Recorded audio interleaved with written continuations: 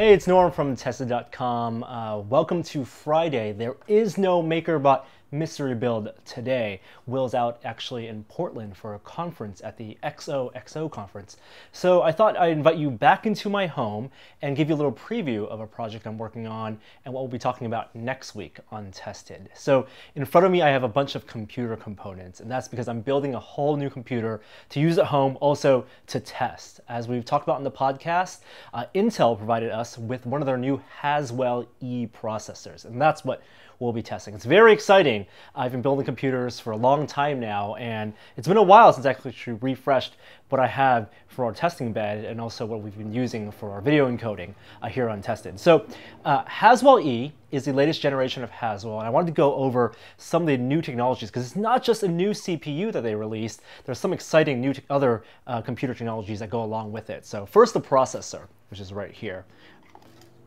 This is Haswell-E. It's a massive CPU. It's actually Intel's first 8-core consumer desktop CPU. In past generations, in Sandy Bridge E, Ivy Bridge E, even all the way back to the Nehalem days, we had 6 cores on desktop, and of course on the server side, you have many more than that. But this is finally 8-core on the desktop and 16 cores with hyper-threading. What that means is that for Intel to actually get 8 cores in here, and it wasn't just like 8 cores and then they cut out 2 of the cores, or they did a 12-core CPU and cut out 4, so only 8 are running. This is actually genuinely 8 cores. It's a higher TDP. It runs hotter than past CPUs and even past desktop 6-core CPUs, 140 watt TDP. I'm going to use water cooling with this. I'm actually going to cannibalize a Corsair H80 water cooler from my existing PC to build this one. And this one is clocked at 3 gigahertz. It does turbo up to 3.5. Now, if you've been building PCs in the past year or so, you know Intel has actually 4 gigahertz CPUs. Like they have a dual-core Pentium Anniversary Edition CPU. The Devil's Canyon stuff was overclocked real fast. And from what I've heard, you can actually overclock this well into 4 gigahertz. I'm going to try to push this up to maybe 4.3, 4.4, and use some of the motherboard's capabilities to overclock it that high.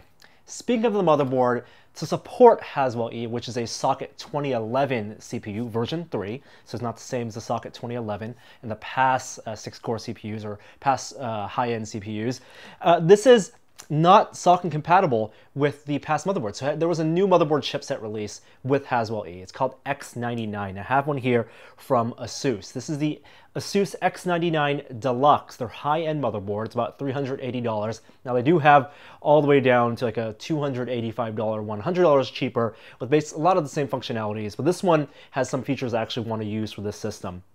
What's new in X99? Well, you have a lot of SATA ports, a lot of SATA Express, SATA 6 gigabits per second. In fact, 10 of them in the back. That's a whole lot of expansion if you want to put in hard drives or other memory. ASUS has actually put in M2 support. M2 is a it's a new type of, it's a PCI type of connector, PCI Express connector right here. And I've actually got, which is really exciting for me, an M2 storage device. This is an SSD made by Plextor. Now, you might have heard M2 if you read laptop reviews. It's a connector that some laptops use to connect their SSDs, but some of those actually use SATA controllers. And it's only been more recently that they've used PCI Express controllers for that. And then, of course, some laptops have their PCI Express, PCIe storage just soldered onto the board. This is actually a PCIe controller. If you get one, if you find like a SanDisk, for example, M2 storage device, some of those are actually just SATA-based, and they won't show that much of an improvement or any improvement at all over a standard SATA connection. But this is PCIe, and it's about, for 256 gigs, about a little over $200, 215 bucks, and that plugs in right there. For storage, that's interesting. I mean, we talked about going back from the old IDE days of hard drives, giant Western Digital Bigfoots, to something that's this big. You can get this in 512 gigs and extremely fast. At least I hope so when I do the testing. So lots of SATA ports, M2 for storage, and then lots of also other ports as well. USB 3, previously in the past motherboard chipsets, not a ton of native USB 3. With X99, you have at least 6 native USB ports, USB 3.0 ports. And on the ASUS board, 10 of them actually. 6 here are from Intel's controller, and then the additional 4 here is a separate discrete controller, and not just split off with a hub. Total of actually 14 USB 3.0 ports if you use some of the other the adapters here. And then a ton of fan connectors, and of course, how could I forget? This is the first consumer system we've built, that we've tested, that I've built, that uses DDR4 memory. That's right, DDR 4th generation. I got a set from Corsair. Now, a bunch of memory manufacturers, Corsair, G.Skill, Patriot, they've been releasing some DDR4 in the higher end, and this is definitely the higher end set. I got 16 gigs of Corsair DDR4, 28 megahertz, 2800 megahertz, 2800 speed, and then they will go up to 3200 and beyond.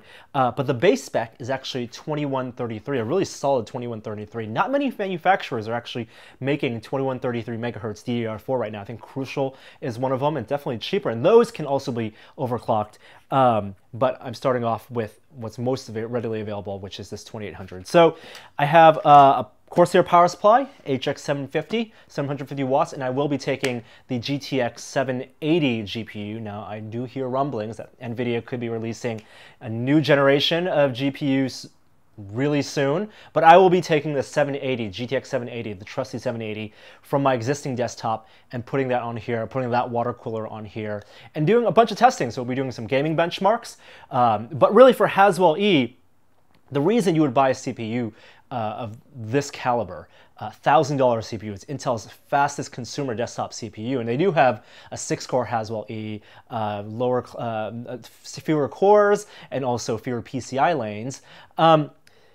The reason to get this is for lots of content processing. If you're using lots of multi-threaded apps, Premiere, for example, Handbrake, even something like photo editing in Lightroom, that's only 2 threads. And some games do take advantage of a lot of threads. Battlefield, I believe, is one of them. But we'll be testing all of that stuff, and we're also interested in comparing multi-core CPU processing of video and rendering a video versus GPU using CUDA, NVIDIA's CUDA, and maybe even 2 GPUs as well.